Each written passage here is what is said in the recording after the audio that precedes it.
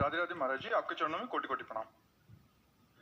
महाराज जी, भारत में अनेक साधु संत महात्मा जो आजीवन सच्ची भक्ति जप तप करते हैं, एक उच्च कोटि का जीवन जीते हैं।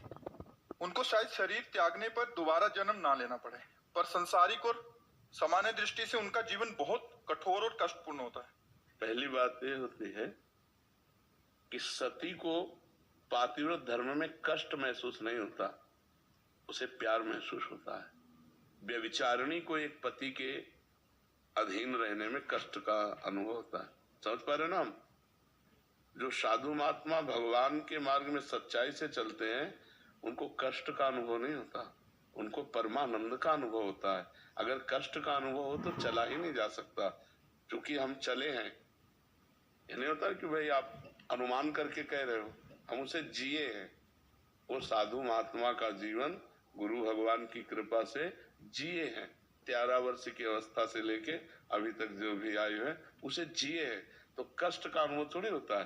5-5 दिन 6-6 दिन भोजन नहीं मिला तो एक आनंद का अनुभव होता है, एक अद्भुत आनंद। उसी आनंद की उमगन में हर कष्ट सह जाए। माता पिता से बिछोह, स्त्री भोग का त्याग, रसेंद्री जनेंद्री के भोगों की तरफ से पूर्ण उदासीन, गर्मी सर्दी बरसात मान अपमान निंदा स्तुति सबको सहते हुए, क्योंकि एक परमानंद का अनुभव होता है तो उसमें कष्ट नहीं होता। कष्ट देखने वाले को लगता है, उसमें नहीं। जैसे वीर पुरुष को युद्ध क्षेत्र में कष्ट का अनुभव नहीं होता, उसके अंदर एक उन्माद होता है विजय सी प्राप्त करने का, और जब उसके अंगों में घाव होता है तो उसके अंदर और उन्माद प्रबल होता है। लेकिन कायर पुरुष को ये देखकर लगता है बहुत कष्ट है इसे। समझ पा रहे ना? तो परमात्मा का मार्ग आनंदमय है, न कि कष्टमय। संसार का मार्ग कष्टमय है, परमात्मा का जो मार्ग है वो आनंदमय है। स्वयं परमात्मा श्री कृष्ण इस संसार को दुखालयम अशाश्वतम कह रहे। पहली तो ये बात हुई। अब दूसरी बात ये हुई कि जो साधारण जीव है उसको उतना तप करने की जरूरत नहीं पड़ेगी जितना महापुरुषों ने किया है। इंजन बनाने में ज्यादा परिश्रम पड़ता है और डिब्बा बनाने में उतना परिश्रम नहीं पड़ता। पर इंजन 1 2 3 4, लेकिन डिब्बा 100-150। इंजन से कनेक्शन की जरूरत डिब्बे की है। अगर ठीक कनेक्शन है तो इंजन में 1 2 3 4, लेकिन डिब्बे में 100-150 लोग वहीं पहुंचेंगे जहां इंजन पहुंचेगा। तो हम लोग जो संतों का आश्रय लेते हैं, अनुसरण करते हैं, उनकी आज्ञा पे चलते हैं और खाते पीछे मौज मस्ती से हम वहीं पहुंच जाते हैं जहां संत कष्ट करके पहुंचते। क्या सभी को प्रेम प्राप्ति और आनंद की प्राप्ति होती है अंत समय में? नहीं। लक्ष्य क्या था? कल्याण, आनंद और प्रेम, 3 स्टेशन हैं। आनंद की प्राप्ति भगवान में अपनापन होने से होती है। कल्याण की प्राप्ति तो घोर पापी अजामिल को भी हो गई। अपने पुत्र के मिष से उसने नारायण बुलाया अंतिम समय, उसको परम पद की प्राप्ति, कल्याण मिल गया।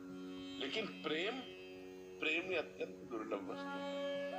प्रेम तो उन्हीं को प्राप्त होता है जो जननी जनक बंधु सुत दारा, तनु धन धाम सुहृद पई बांधि बर डोरी, समदर्शी इच्छा कछु नाही, हर्ष शोक भय नहीं मन माही, अस सज्जन मम उर्वस कैसे, लोभी हृदय बसहि धन जैसे। स्वयं भगवान श्री राम जी कह रहे, माता से, पिता से, भाई बंधु पत्नी धन संपत्ति घर परिवार सबकी ममता बटोर कर जिसने मेरे चरणों में लगा दिया, जो संत समागम ज्ञान के प्रधान भाव में आकर सब जगह एक ही परमात्मा का दर्शन करते हैं, समदर्शी, कोई इच्छा नहीं रह गई, जो कामना रहित है, विनिवृत्त कामा, और जो सुख दुख में समान भाव हर्ष शोक से रहित महापुरुष है, वही भगवान को प्यारे हैं, वही भगवान को प्यार कर सकते हैं। भगवान को प्यार करना सबसे कठिन बात है। यद्यपि हम अनजाने में प्यार उन्हीं से करते हैं। मानो हम आपसे प्यार करें तो आप में श्री भगवान इसलिए प्यार कर रहे, अभी भगवान चले जाए तो इस शरीर को जला दिया जाएगा। इस शरीर को गाड़ दिया जाएगा, इस शरीर का कोई महत्व नहीं माना जाएगा। अनजाने में हम प्यार भगवान से ही करते हैं, पर जानकर जब तक भगवान से प्यार नहीं करेंगे तब तक प्रेम की प्राप्ति नहीं होगी। और भगवान से प्यार करने के लिए सबसे प्यार समेटना पड़ेगा, और ये होना बड़ा कठिन होता है। ये होना सबसे कठिन है। खाते पीते परिवार से प्रेम करते भोगते हुए अगर भगवान मिल जाए तो ठीक है, नहीं तो ऐसे छोड़ना कहाँ। लाखों में कोई बिरला एक, कोई एक पाव भगत जिमी मोरी शुद्ध भक्ति। भगवान के लिए घर गृहस्थी में रह करके बहुत कठिन है, पर असंभव नहीं है।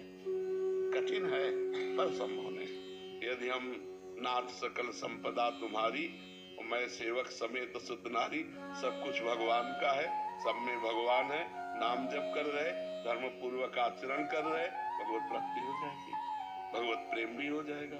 तो ऐसे चलने से हो जाएगा। अब ये जरूरी नहीं कि महात्मा बचपन से गंगा किनारे तप कर रहा है तो हमको भी तप करना पड़ेगा। वो इंजन है, हम डिब्बे में बैठ जाते हैं, हम उसका कनेक्शन कर लेते हैं, वहीं पहुंच जाएंगे जहाँ इंजन पहुंचेगा। इसीलिए हम संतों को गुरु बना लेते हैं।